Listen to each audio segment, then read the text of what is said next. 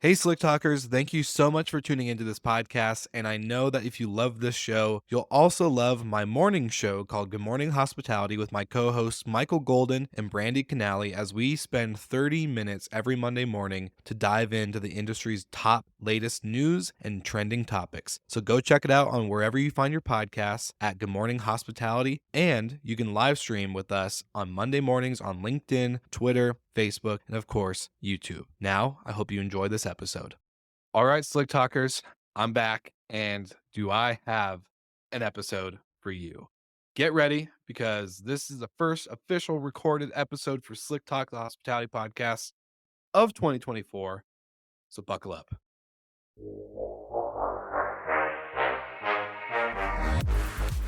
You're listening to Slick Talk, the hospitality podcast, a podcast for those who are in and around the hospitality industry who love, live, and breathe what they do. You can join us for candid and unscripted conversations with hospitality experts and founders as we go deeper into their personal stories while they're sharing their triumphs and trials that got them to where they are today. I'm your host, Will Slickers, and you're listening to an episode of Slick Talk, the hospitality podcast. Now, let's begin.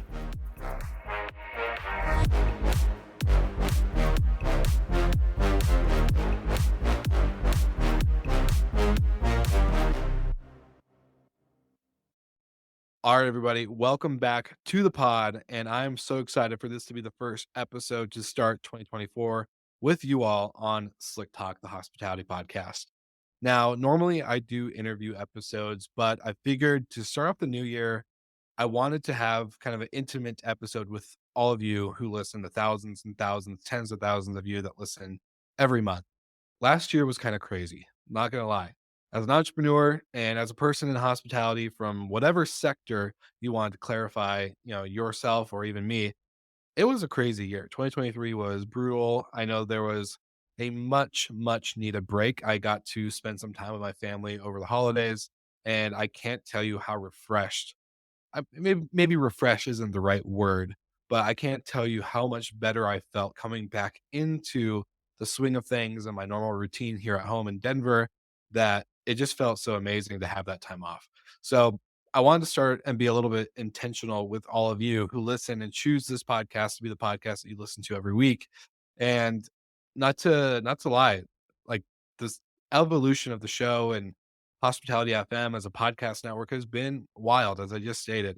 But I'm so excited because I think we're in a year of really watching the quality of products, right? For vacation rental, hotel, tech vendors, all of us are looking at what is our product, how good is the quality. There's a certain point of growth that you can hit until you have to really just focus in on honing in the product more. And I think I'm trying to do that more with this podcast. And so to get into this episode and to not spoil everything, I reached out to a bunch of our loyal listeners right before coming back into the swing of things. So that was like the only real work that I did on my vacation and my time off during the holidays. Was I reached out to a bunch of dedicated listeners who I know engage with the content on a weekly basis, if not almost every week. And I wanted to get their feedback on topics and questions and do kind of a Q&A slash topic driven episode where it's just me talking to you guys. So I have a list of questions from a bunch of listeners, and we're not going to do all of them. I think there's about 7 of them here that I thought were really well written and well positioned to kind of feed into other themes that we've had on the show over the last course of the last 12 months. So if you guys are into it, let's begin. Hey, Slick Talkers. Sorry to interrupt this podcast so quickly into the episode, but as you know, this is the first time solo episode in a long time. And so I want to tell you about one of our partners at Minute. If you haven't heard of Minute, they're an amazing sound and smoke detection device that you can place in your short term rental and hotel and be able to understand whether there's a party happening, amount of guests that shouldn't be there, or any smoking that could be happening inside your property or home. It's really important. I don't think I could pretty much preach them enough. We use them not only in all of our homes, but I've helped other operators all over the country install these and get set up on Minute because it's so crucial to have eyes and ears inside and making sure that you are 100% protecting the asset that you are stewarding over, which we're going to talk about in this episode. Now, when I say eyes and ears, Minute is 100% privacy safe. So you don't have to worry about them listening into your guests or spying on people in their bedrooms. But literally, they just measure decibel levels in order to make sure that the decibel level threshold doesn't exceed what it should be inside of a normal home. And they actually educate you too. Hey, when you're inside of a home or a stadium or whatever the scenario might be, this is an average decimal level rating. Make sure that you set it to this so that way we have an accurate understanding of what's going on inside the property. Super, super great team at Minute, and I can't speak highly enough about them. I've had Nils, who is one of the co-founders, on the podcast, and I get to see the team at almost every conference, and I can't be more thankful for them partnering with this pod. And of course, if you've heard other episodes, we've done a Minute with Nathan Smith on the team, and those have been really fun to make. So make sure you check out those Minute with Minute segments and learn a little bit about their product and their team. And we are back to the episode. All right.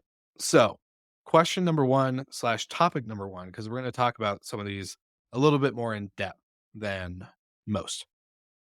So, this is from Alina out in Dubai. So, Alina follows the podcast on LinkedIn. And she said, as an entrepreneur in the hospitality sector, I'm keen on exploring innovative business models. Could you discuss emerging trends in the business models for short term rentals and hotels and how they're shaping the future of the industry? So, I think it's a great question because I think there has been a lot of business model restructure or structuring in the last year. Some old business models were great pre-COVID, all this other stuff, but now we're seeing a lot of trends, at least specifically in the short-term rental sector. I'll touch on the hotel one here shortly, but in the short-term rental area, I think a business model trend I'm starting to see more and more are these real estate investment funds and managing operation companies partnering together or becoming one. So separating the two being an opco propco. And so the property co is the one that is the capital, right? They deploy the money into a real estate investment from either, let's say, a single family home to a multifamily building, or as you can see, some people like Ben Wolf with Onera, who's also on the podcast next week. Well, recording on the podcast next week. His episode will be out in a couple weeks. But long story short, you're going to hear these models of these operation companies and these real estate companies that are separated into two to protect each other. And there's a lot of different things you can do, but then they really do benefit each other because you're going to have, this operation business or arm not really having to struggle to fight for the money. That's going to be a proper investment.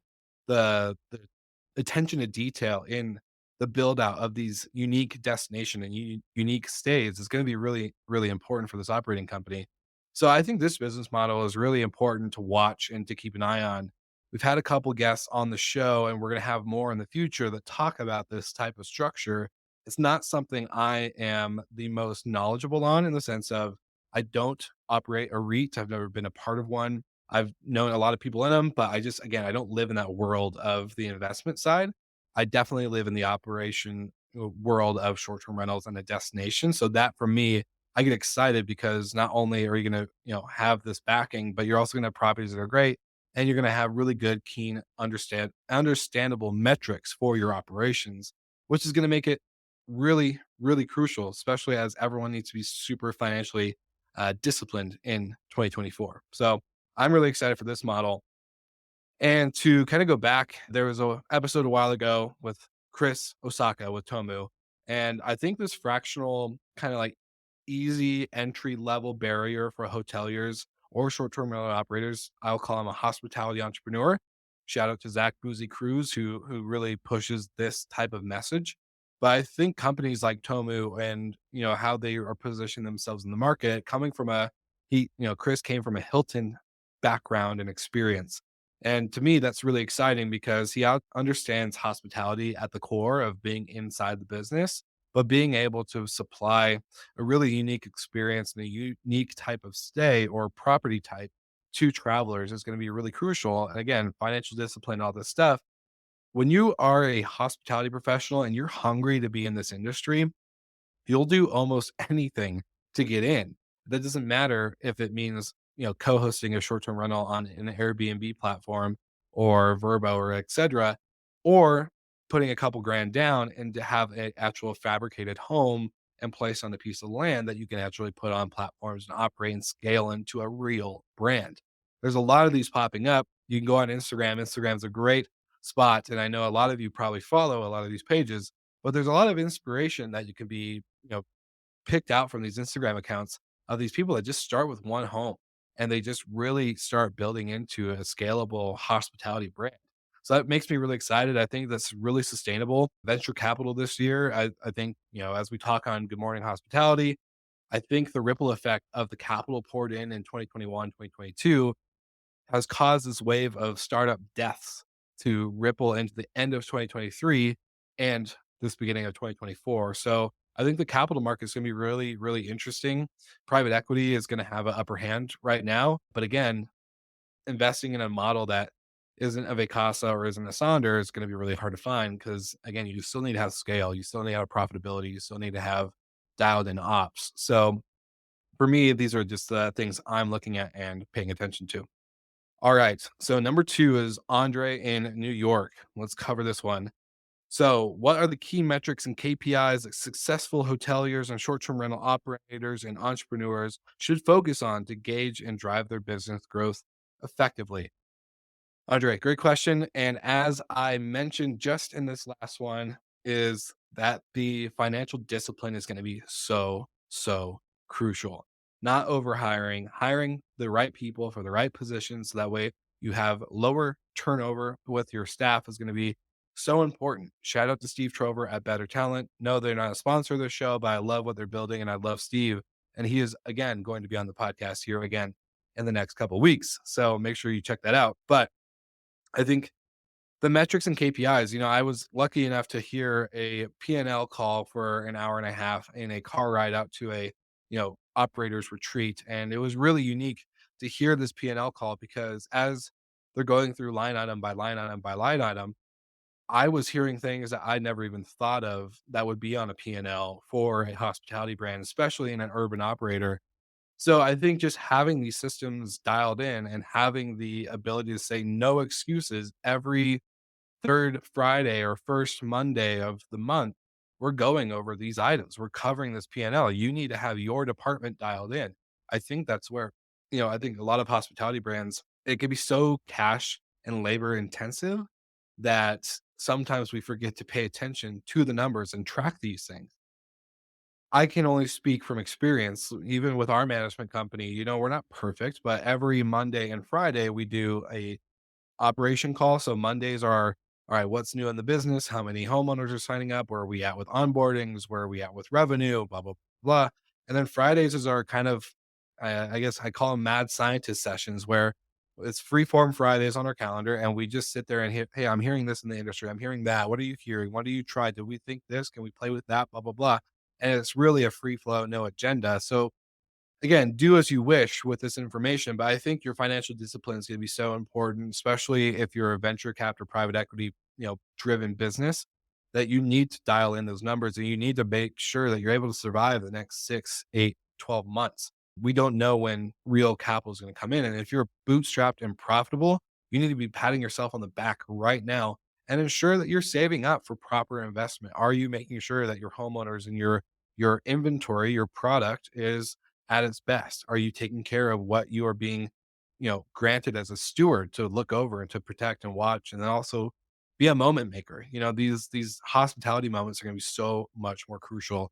And Andre, this is not KPI or a key metric that you can put on a P&L, but your hospitality, your moment making moments are going to be so crucial that they're going to drive beyond a KPI or metric. They're going to have a greater impact than almost anything you could think of. That's my thesis.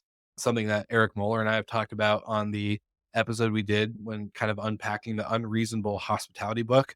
So that's my 2 cents there. All right, third topic. We have Raj out in Singapore, who again follows the page on LinkedIn. I had to go far and wide. I didn't want to just pick a bunch of listeners from the States or in the Northern America region.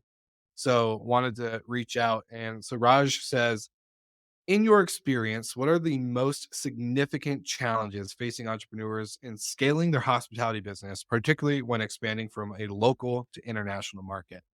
Now, this one really got me thinking, and I think there's no perfect answer, right? But I think, when you're looking at challenges and entrepreneurs alone, again, the markets of the last year, 2023, has been really, really hard. If anything, the COVIDpreneurs that took off during COVID, were laid off and furloughed, they went into entrepreneurship to say, screw this. I'm not going to depend on somebody else to make my decisions and to make my destiny. But the statistic is really sad that unfortunately over 50% of entrepreneurs that get in don't even make it through the first year. And then it's a greater chance that you don't even make it past the second. It's only once you get past the fifth year that you'll start to see if you're going to really succeed or not. And that could be true. And not everyone listening to this podcast is going to fit in that statistic. So if you're listening to this and thinking, well, that's bullshit, I don't think I fit this, then you probably are an outlier. I'm not going to lie. But we had so many COVIDpreneurs pop up that I think with this next year, this next focus of, this industry being super dialed in on profitability and executing operations at a really reasonable level with hospitality sprinkled in and part of the business and not just being a lifestyle business, I think it's gonna be the burnout challenges. This industry is not easy. It's a 24/7 business, whether you are an operator or a vendor. If you're a vendor and your tech goes down in the middle of the night while someone's trying to check in or whatever the case may be, that's on you. You're gonna have to figure it out. You're gonna have to have a team on standby. You're gonna have to put that capital to use, whether it's human capital or actually real financial capital. To answer the question, Raj, is going to be the significant challenges will be burnout. And then, of course, problem solving outside of our industry. How are we going to look at companies outside of the hospitality space and apply these lessons learned into our business? Because whether you're running a short-term rental like company or a hotel or a restaurant, you have almost the same base layer, right? You have a tech stack, you have a team, you have a service, you have a product, whether that's food or short-term rental, a hotel room, whatever it may be. We are running a business. So this is going to be the most crucial thing, is to not burn out, is to leverage culture and team. Again, right people in the right seats is going to be so important. I know so many people like me who took a break during the holidays and didn't understand how close to a breakdown or a burnout they were until they actually sat down and said, holy crap, I needed that. And, that's super important. And I think the self awareness piece in entrepreneurs is high. Like, I know so many entrepreneurs are very self aware until it comes to taking a break and looking after themselves and, you know, doing more small things throughout their day, like going on a walk. And if you follow me on LinkedIn, you'll know I'm on this coffee walk trend where I'm going on walks. I'm recording some content no longer than probably a minute or two and sharing that on LinkedIn with all of us LinkedIn listeners and followers there. So, it's a I hate to be like a cop out answer, but I think that's going to be the biggest challenge. And then of course the financial markets. This stuff is gonna be hammered down. You see companies that go out of business, like the company here, or unfortunately, front desk, and then you see the public market of Vacasa and Sonder not performing well. I think we're gonna have a lot of making of ground making to do in order to gain trust in the investor side of the business. Now, I know a lot of listeners, a lot of guests on the show I've never received a dime of outside capital, so this may not apply to you, but I do think validation from the capital markets is going to be really important. All right, break number 2. Listeners, if you are making it to this point of the episode, congratulations, you made it about halfway through. We're almost done with these Q&As, but I wanted to give another shout out to our partners at Hostfully. If you've listened to the podcast for more than 2 or 3 years, pre-COVID even, I will give you a big round of applause because not only have you been a long-time listener, but Hostfully has been a long-time sponsor. And my favorite thing is with them, a new year, new me. No, just kidding. New year, new data and insights. So in the link below, I'm going to give you 2 things. There's going to be a link for their offer for all the Slick Talk listeners. So you get $100 off their property management software, and then you get 2 months free of their digital guidebook solution, which is crucial. Whether you have 5, 10, 15, 100, 100, 1,000 properties, you can get with Hostfully and use their property management platform to sustain your business operations.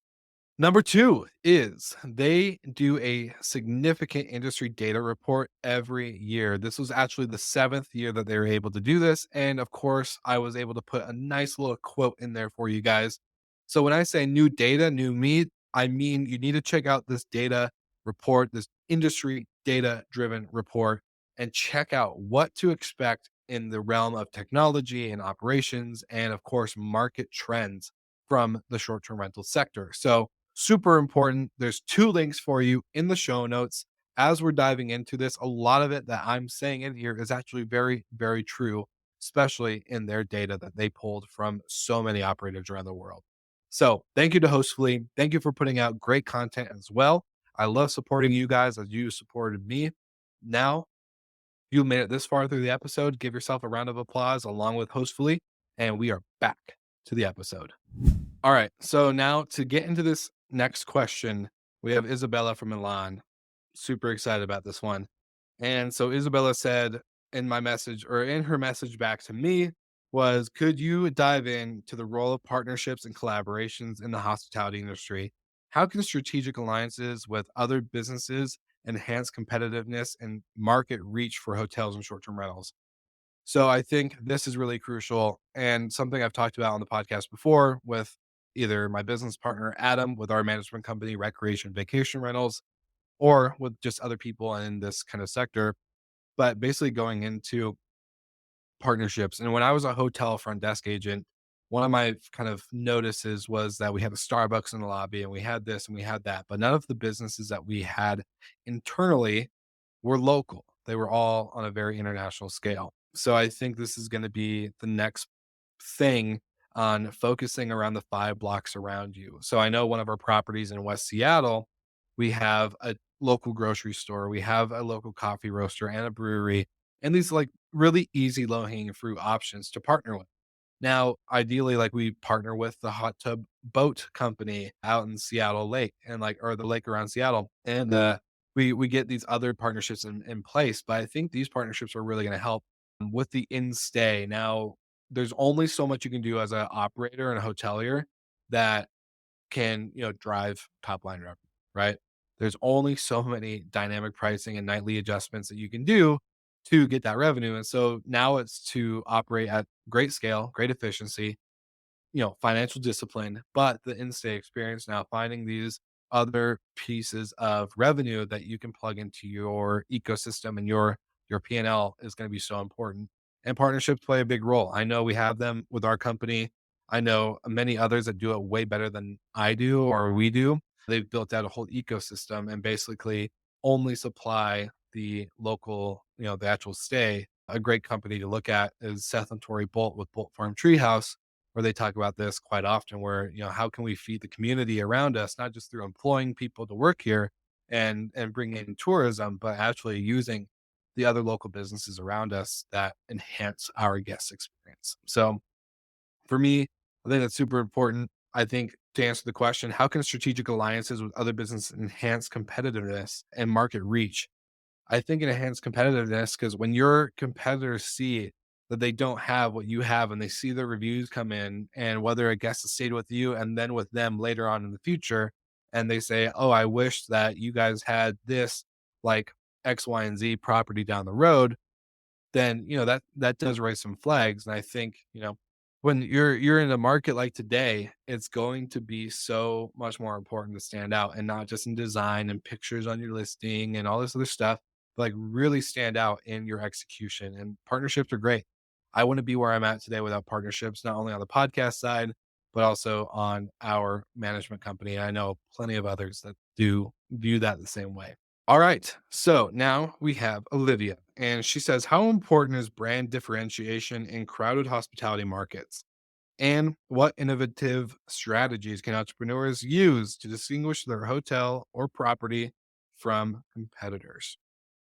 This is a hard one. As we just talked about, local partnerships are super crucial. And I think that if you really leverage those partnerships, you can stand out in that local market and especially a competitive landscape and really stick out to the guests. I personally think you're going to have to do things that are outside of the box. earlier in this episode, I previously mentioned other companies that are not inside the hospitality space that have done significant things, and looking at their business models and looking at how they market as a way to bring in something unique and different into our space. And I think if you can do that, like HubSpot is a SaaS product. If you don't use HubSpot personally in your own business, I just started implementing it, still figuring out, but I think it's going to save a lot of time and headache and a lot of brain power as I get ready to scale and bring someone in to actually manage this stuff. They don't have to depend on me. They'll be basically a hub or a brain that doesn't have to be dependent on Will Slickers being awake and ready to work and answer all these questions. Long story short, if you look at HubSpot and some of the things they've done to really stand out to other products, and one of their competitors being Salesforce, they do some big and bold things. And granted, they are a $27 billion company. So a lot easier to deploy marketing stuff like that when you have a shit ton of money.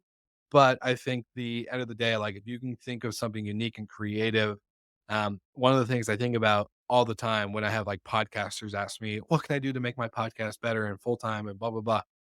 I think of my early days, early days in 2019, working with a company, a brand that you guys all know, have heard of if you've been listening to the podcast for a long time. But when we first partnered up, the TV show on Netflix called You was really, really popular and pretty much an obsession for some people. Like the season came out and they watched it in a day, and guilty as charged for all of you listening. I'm definitely guilty for that. But instead of like reading an ad read on the pod, I was like, all right, I love you. I'm going to find a way to create like a you styled ad. So basically, what I did is I recorded the intro of the first episode on my phone with screen recording. I took that recording, put it in my editing software. I took out the vocals because there was a feature that took out any narration or speaking, kept the background music and all the sound effects applied to it. And then I recorded over as if I was the main character who narrates that episode to give you kind of a picture here. And then halfway through, I have a DJ disc sound break and I go into like the actual ad read. It was really different. It was unique. And somehow it's actually able to mimic the narrator. Joe is his name in this TV show. And I was actually able to narrate pretty accurately to his voice and style. So it sounded crazy cool. It was a lot of fun to make. And the team that was sponsoring those episodes actually loved it and it did really, really well. So when you're looking at your hospitality business, look at things that you can bring in that are trending, that are unique and cool, and people will understand and bring it into your business. That's the whole reason why I told that story. So I think if you can look outside of the industry and apply those unique strategies to your business in hospitality, whether you're a hotelier or a short-term rental operator, it's going to make your ROI way more than it would be for pay per click advertising or doing a post on Instagram or whatever it may be. I think it's going to be night and day difference. All right. To wrap this episode up, I just want to say thank you guys for making it all the way through. Really proud of you. One thing I'm trying to do this year on the pod is to make sure that your listen through rate is incredibly high.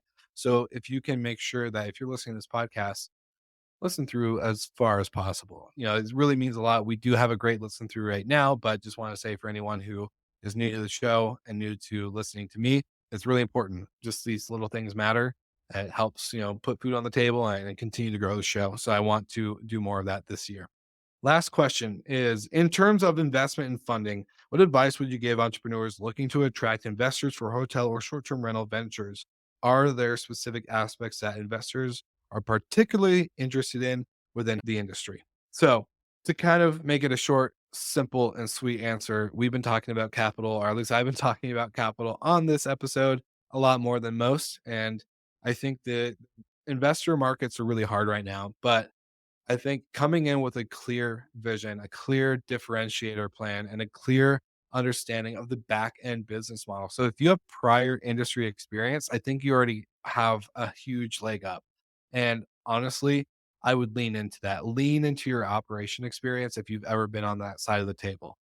If you are outside of the industry, you better learn really, really quick. You can't just come in and start breaking things like a bull in a china shop. It's going to not work. I've seen so many people over the last 6 years of doing the podcast, which is our 6 year anniversary in March. I can't believe it. But to say the least, it's like I've seen so many people come into this industry, whether on the hotel side or the short-term rental side, and they think they're going to do all these grand things.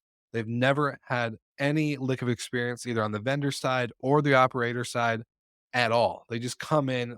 It looked like a fun industry to play in, is create the startup, and the industry literally spits them out and rejects them within the year. There's no, they don't make it that much further. And if they do, it's usually because they've actually truly built a authentic connection with a lot of people, but I doubt that there's a lot of that going to be happening in 2024. So if you have experience, lean into that and build out your numbers. Make sure you're dialed in. Don't, if you're a visionary like me, honestly, do not, I repeat, do not get tunnel vision and think that everything's going to work out the way you imagined it. You're going to have to pivot. You're going to have to change and kind of steer the ship a different direction. I know that's not a direct answer to give you like specific written out details, but it's just something I've seen time and time again.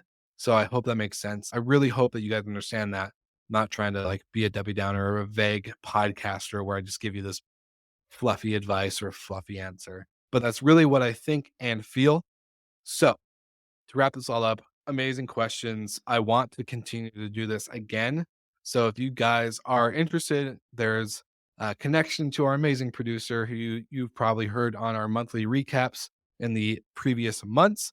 But outside of that, please reach out, connect, follow with us on YouTube, LinkedIn, Twitter, wherever you get your podcasts. And of course, like always, make sure you like and subscribe, and we'll see you all again next week.